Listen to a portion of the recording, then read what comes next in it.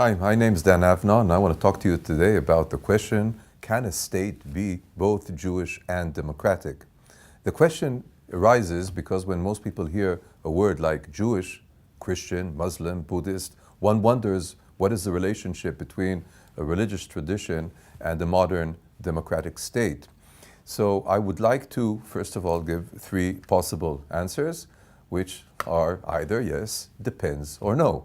Well, the answer yes is self-evident because Israel is a state that is self-defined constitutionally as a Jewish and democratic state.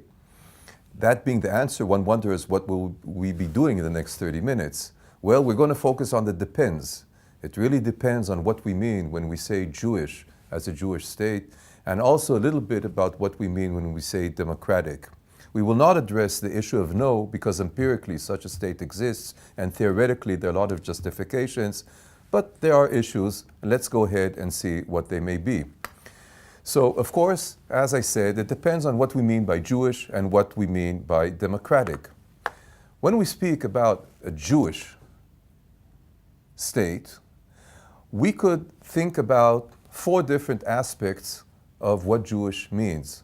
Jewish could mean a people, could mean a nation, could mean a religion, and could mean a culture. Now we're talking in English. The Jewish tradition comes from a different language. It comes from Hebrew.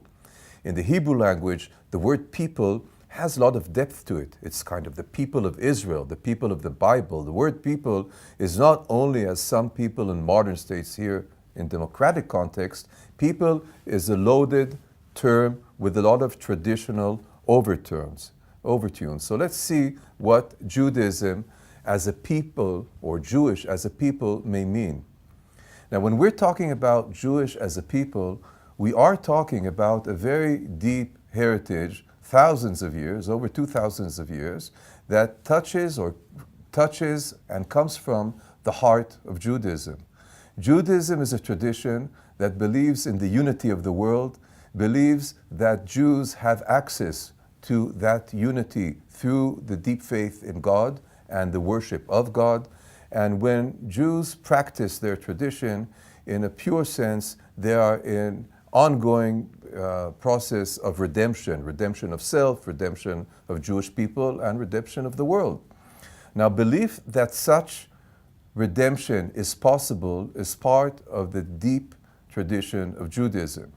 And that tradition is linked to a belief in the ingathering of the Jewish communities dispersed throughout the planet back in the land where they were promised to be the people of God.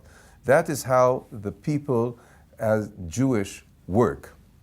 And this event is determined, or would be determined, by a lot of divine providence, a lot of faith. It is not only due to human constructs such as politics and democracy. Let's take a look at the words of the prophet so we'd be really clear about this. For example, in Ezekiel, we read, "Therefore say, thus saith the Lord God, I will even gather you from the peoples and assemble you out of the countries where ye have been scattered, and I will give you the land of Israel." Or let's take a look at Jeremiah. "And I will be found of you, saith the Lord, and I will turn your captivity and gather you from all the nations and from all the places whither I have driven you, saith the Lord.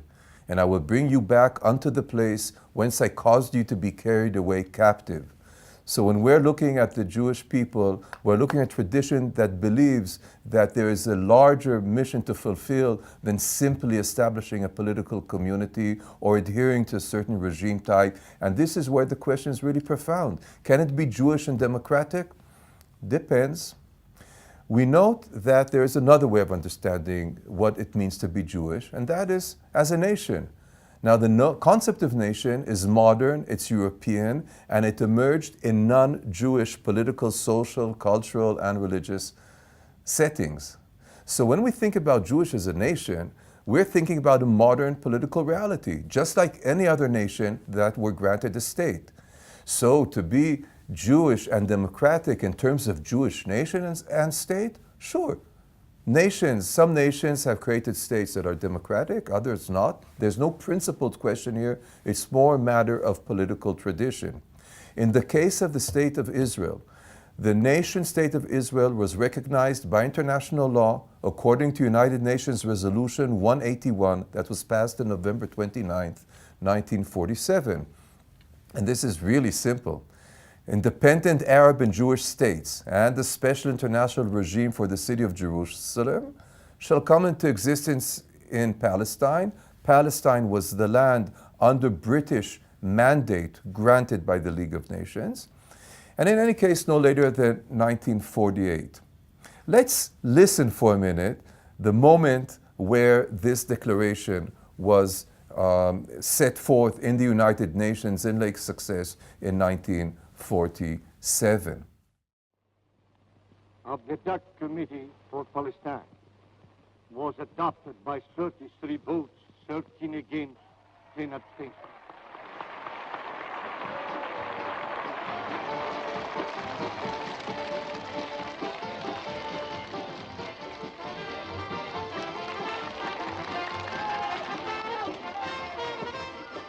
As the result was made public, a wave of ecstasy swept over the Jews of Palestine.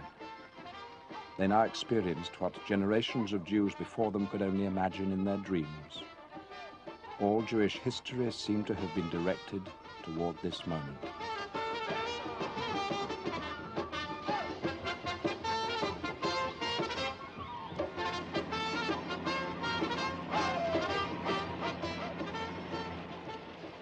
On that same day, Jews gathered beneath the Arch of Titus in Rome. This triumphal arch, honoring the Roman Caesar who had destroyed Jerusalem, symbolized the beginnings of the Jewish problem. Here they offered prayers of thanksgiving, declaring that the land which had fallen captive 2,000 years ago had now risen to life once again. So this mixture of people and nation, separate but mingled, brings us back to the third element of what it means to be Jewish, and that is, of course, Jewish as a religion, or Jewish as a religious form of life. It is more significant for us here to think about Judaism as a form of life, because democracy is also a kind of form of life. So would living as a Jew necessarily entail some kind of conflict with democracy? Sometimes yes, sometimes no. In principle, also in practice, a Jewish state would be committed to orthodox ways of organizing public life. If Jewish was only religious, there would be strict adherence to the basic strictures of the Jewish tradition. For example, on Saturday, our Sabbath is on Saturday, everything would be shut down. All restaurants would be committed to Jewish dietary regulations known as kashrut. We would find separation of children, boys and girls, in their education. Women would be restricted in their learning and in their advancement. And a whole host of additional set of strictures developed by Orthodox Jewish communities organizing their separate form of life. Separate from what? Separate from their surrounding cultures, societies, and politics. When we are looking at Israel, there are aspects of that. Israel is a very plural society. Orthodox communities in Israel, Jewish Orthodox communities in Israel, do develop their own inner communal rules and forms. You'll hear about some of that later on in this session from Professor El-Or, who will focus on the issue of women Orthodox and how they address issues of modernity within an Orthodox framework. So we would think that a religious form of life is something that would shape the public sphere. And indeed, we do find in the empirical reality in the state of Israel that some of the norms and some of the symbolic structures surrounding the state come from that tradition. For example, in many cities in Israel, you have roads that are closed on Saturday out of respect for the majority of Orthodox Jews who inhabit those roads. In many places, restaurants are closed on Saturday, offer only kosher food, etc. This is part of the Israeli public sphere. Side by side to that, there are areas in Israel where the Saturday is not respected in that way, and dietary laws go according to other traditions, vegetarian, vegan, and whatnot. The final way of looking at Jewish would be looking at in terms of Jewish culture. Now, the question of Jewish culture is separate, but it is also related to nationalism, because nationalism developed in modern context in terms of shared heritage, shared language, history, traditions, customs, ritual. And of course, we have a Jewish culture that is very rich, has many different aspects. And what happened in Israel was that the Jewish culture developed around the revival of the language of the Bible called Hebrew. So the Hebrew language has become a modern language. In one respect, that defines the Jewishness of the state through the language. But one must add that in Israel, formally, officially, there are two languages. The language of Hebrew, the language of the majority, which is prevalent and which grants access to all major sites of power, resources, etc. But Arabic, which is the language of the large minority in Israel, over 20% of Israelis are native Arab speakers, and the language in Israel, including in the public sphere, is also Arabic, although it is spoken by the Arab-speaking minority and not necessarily by the Hebrew majority. So we have here a background regarding Jewish and democratic that considers being Jewish in terms of a people, in terms of a nation, in terms of a religion, and in terms of a culture.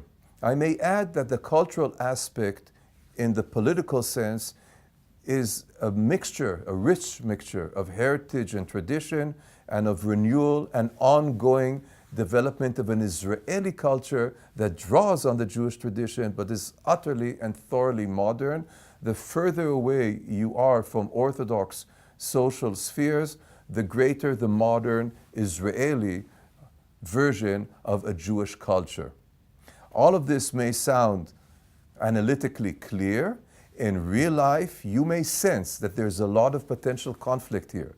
What happens if I live in a city where the majority are Orthodox Jews, but I want to travel on Saturday? What happens if I'm an Orthodox Jew and I would like peace and quiet on Saturday, but most of my neighbors are seculars and are disrespectful of that need?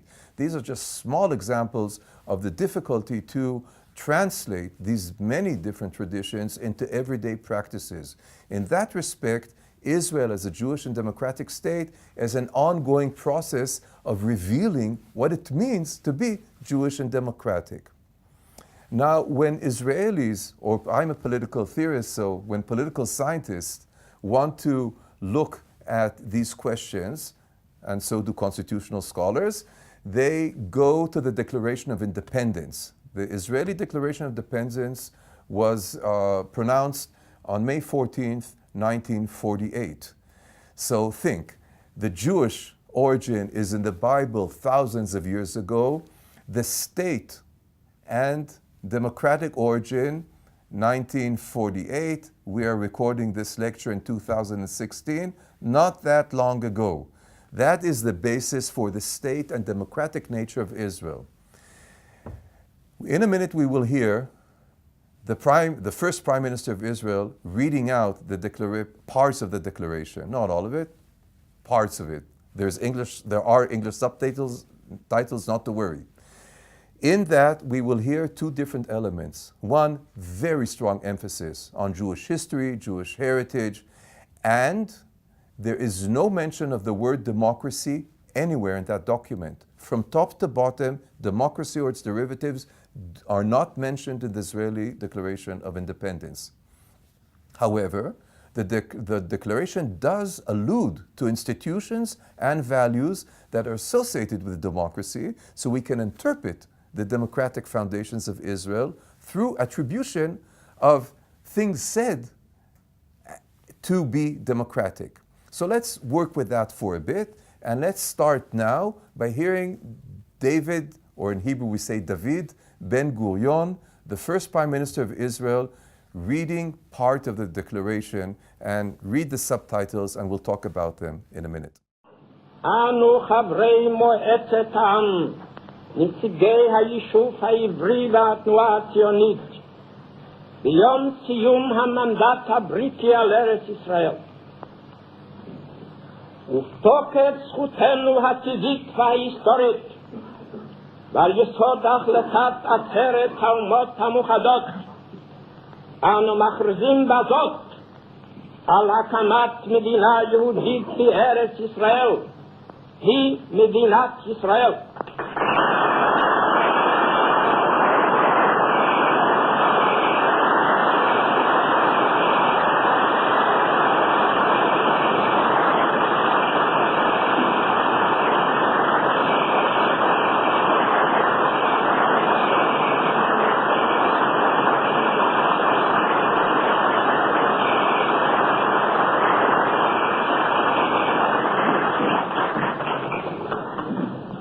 אנו קובעים שהחל מרגע סיום המנדט, הלילה, אור ליום שבת, ו' אייר תש"ח, 15 במאי 1948, ועד להקמת השלטונות הנבחרים והסדירים של המדינה, בהתאם לחוקה שתיקבע על ידי האספה המכוננת הנבחרת לא יאוחר מ-1 באוקטובר 1948. תפעל מועצת העם כמועצת מדינה זמנית, ומוסד הביצוע שלה, מנהלת העם, יהווה את הממשלה הזמנית של המדינה היהודית, אשר תיקרא בשם ישראל. מדינת ישראל תהא פתוחה. Okay, so what we heard now in Israeli law, this is a very famous moment, the Prime Minister declaring the establishment of the state. What I would like us to note is what were the first things on his agenda. The setting up of institutions, the transition from one form of governance to another, from one assembly to another, declaration of a constituent assembly that will create a constitution. And all of this comes after declaring the legitimacy of the state and its roots in Jewish heritage and Jewish tradition.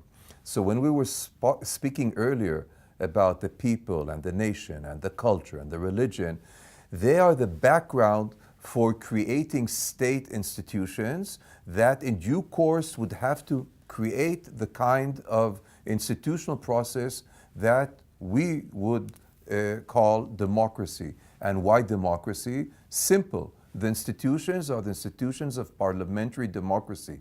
The assembly referred to is an elected assembly. That's elected by all of the Jewish community, transferred into the state. It would be the parliament, we call it Knesset in Israel, of all Israeli citizens.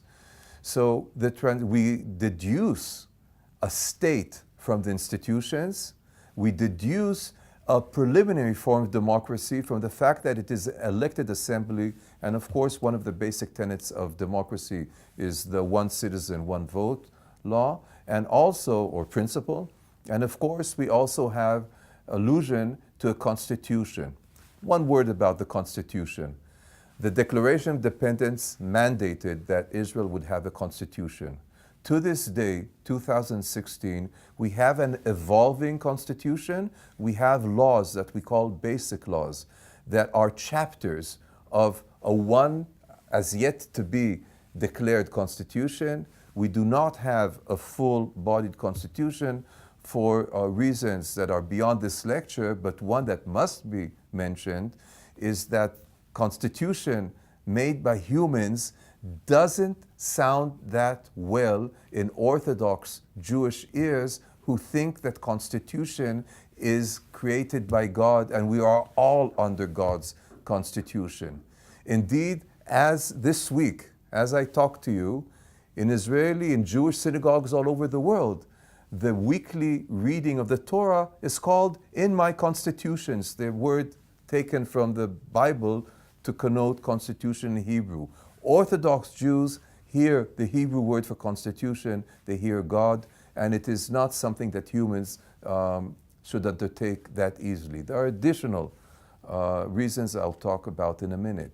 Now, the Declaration of Independence is not only about institutions and formalization of the state, not yet democratic. There are also elements that make it more democratic, I would say more liberal democratic, and those are the allusions to individual and group rights. Let's listen for less than a minute to that part of the declaration. Again, Prime Minister David Ben-Gurion. על יסודות החירות, הצדק והשלום לאור חזונם של נביאי ישראל. תקיים שוויון זכויות חברתי ומדיני גמור לכל אזרחיה, בלי הבדל דת וגזע ומין. תבטיח חופש דת, מצפון, חינוך, תרבות ולשון. תשמור על המקומות הקדושים של כל הדתות, ותהיה נאמנה לעקרונותיה של מגילת. Did you notice that here again, the preamble to the issue of rights is an allusion to the prophets and to the tradition? This is the mingling of the Jewish and the state, the Jewish and the democratic. And David Ben-Gurion was not an Orthodox Jew. He was a secular socialist.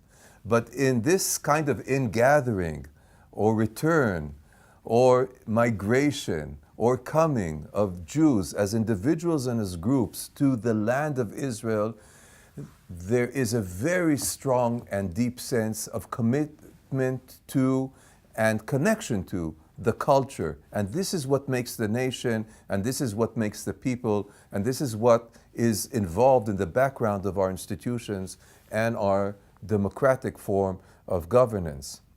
So we heard in the declaration that Israel as a state would be committed to the fundamental rights that are the characteristics and signs of modern democracies, I would say modern liberal democracies.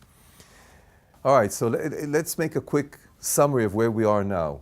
We saw that the United Nations Resolution 181 declared a Jewish state. So there is such a thing as a Jewish state. We saw that the Israeli Declaration of Independence spoke about the Jewish state.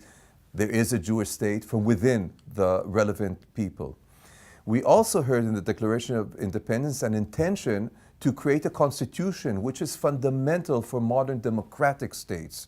And indeed, Israel went one step significant on the way by legislating 9 basic laws over a period of 30 years that were oriented to institutionalizing the state, which means justifying the institutions, legitimizing centralized power, justifying the fact that you give up a bit of your liberty in order to get a lot of protection and perhaps welfare.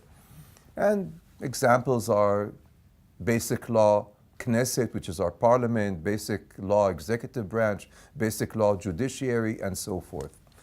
However, it took only in 1992 did the Israeli parliament, sitting under a kind of metaphorical cap as constituent assembly, decide to legislate in basic law protection of individual rights, which is the sign of a liberal democratic political order.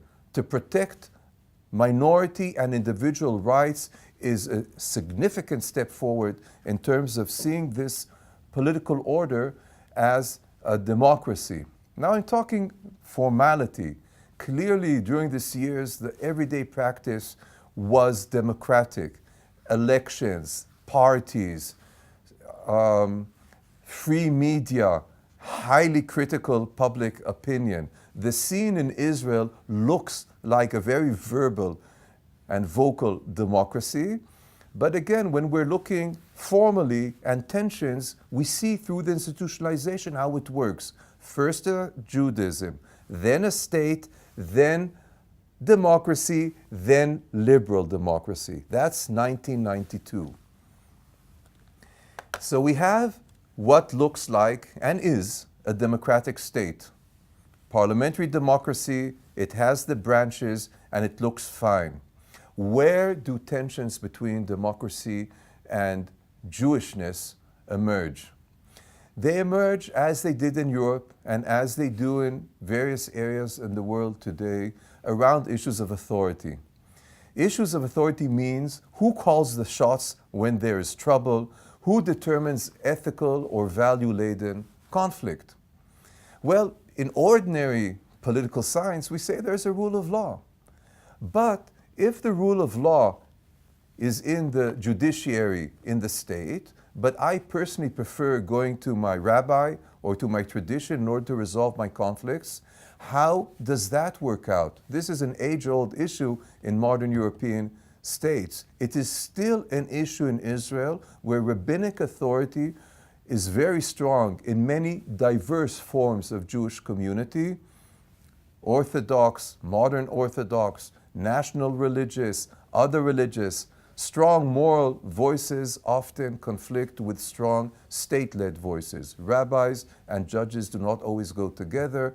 Rabbis in the army don't always go with officers in the army. And these conflicts are there. They are contained, they are debated, but they are present, and they are in that gap between Jewish and democratic. The big issue, the big unresolved issue between Jewish and democratic is in civic equality. The sign of citizenship in a democratic polity is equality. That's how it is in the United States, in France, in Great Britain, in Canada, in Australia. The formal sign of citizenship is equality. One of the reasons we do not have a constitution is because the Israeli legislature, the Jewish majority, found it difficult to find a way to legislate equality as a constitutional civic right when we have a Jewish nation state with a very significant non-Jewish Arab, Palestinian, Israeli minority. Civic equality would mean perhaps access to the symbolic and material universe, public sphere, created by the Jewish majority of the Jewish state that does not fit easily with the principle of democracy and equality for all citizens. So civic equality, although on most parameters exists equally, it is not legislated constitutionally because that is where Jewishness comes into tension with the democratic principles. So let's wrap up and see how Jewish and democratic, what it looks like. For most aspects, whether you're Orthodox, traditional, secular, atheist, Jew, male or female, there are deep disagreements about the rationale and ultimate purpose of a Jewish state of or for the Jewish people. Is it just to save Jewish lives, to enable a place on this planet for these generations of Jews? Or is the state secondary to the primary original mission of redemption, personal, communal, people, and world? If we are embroiled in that controversy, is it legitimate as a Jew to found a secular Jewish state when we should perhaps have founded a religious, believing form of political community? This leads to disagreements about the nature and shape of Israel's, the Jewish state's public spheres, democratic conventions, maximum freedoms and liberties, Orthodox conventions, maximum adherence to strictures of orthodoxy. And indeed, many Jewish Orthodox communities reject secular, modern, liberal values and ways of life. And if you ever visit a Jewish and democratic state, there is one, we're recording there, then you will see that within a kilometer here or there, you will have closed Orthodox communities where you are requested, actually demanded, to wear modest clothing, and a kilometer from there, people walking around half naked. Same people, same state, same nation, different customs. So Israel is Jewish. Is Israel Jewish and democratic? It is Jewish insofar that the many aspects of its public spheres originate in, are grounded in, justified by, are in opposition to forms of Jewish community and forms of Jewish life. The Jewishness of Israel is paramount in the political symbolism of this state, in its flag, in its emblems, in its anthem, and in a host of other symbolic expressions. It is democratic insofar as the state functions according to democratic institutions and processes. And society and individuals do enjoy a whole host of democratic freedoms. However, both elements, Jewish and democratic, are challenged, repeatedly challenged, by ongoing security concerns and more recently by regional turmoil. When I say regional turmoil, I look up north to Syria, to Lebanon, to Iraq, looking south. The regional turmoil is a kind of context that creates a lot of fear, anxieties, and tension, apprehension, and conflict between Jews and non-Jews, and between Jews and among themselves and non-Jews among themselves regarding the extent of freedoms that are appropriate when you're living under such severe security conditions. And the concerns about the state, we're talking a lot about Jewish and democratic, but let's say a word about the state. If you want a state to exist just as a kind of physical survival mechanism, then I would say that existence of the state very often trumps both Jewish and democratic. Would go the survival embedded in the state and institutions as a protection, would override Jewish values, traditions, would override democratic values and traditions. This is something that is within the question with which we came out. And the final question I'd like to ask derives from the initial one. And it is, will the state of Israel that we have determined is Jewish and democratic, will it remain Jewish and democratic? I'm talking about will it remain. I sincerely hope that the state will remain, but what kind of state will it be? At this point in time, there are dialectics working in many directions. The liberal foundations of Israeli democracy are under persistent pressure. They're under pressure because they exist, because there's a very strong liberal strain within Israeli society and politics.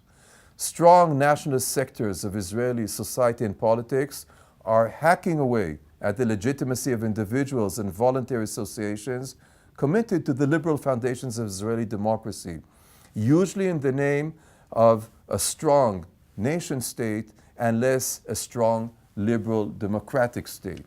Religious sectors of Jewish society doesn't necessarily overlap national. We saw that. Are pushing for changes in Israel's judiciary. We saw that the rule of law is dependent on who you adhere to.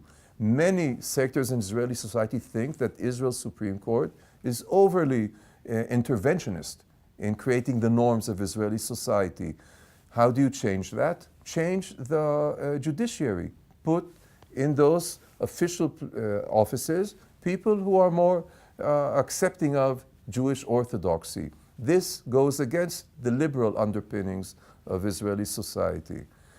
So what we may see in terms of current processes, a strong Jewish state with a bit more formal and a bit less substantial liberal democracy, and some would call the overall mix of people, nation, religion, and culture Jewish, the basis for an ethnic majority rule Jewish democracy, still a democracy, but an ethnic, more formalistic form of that way of life.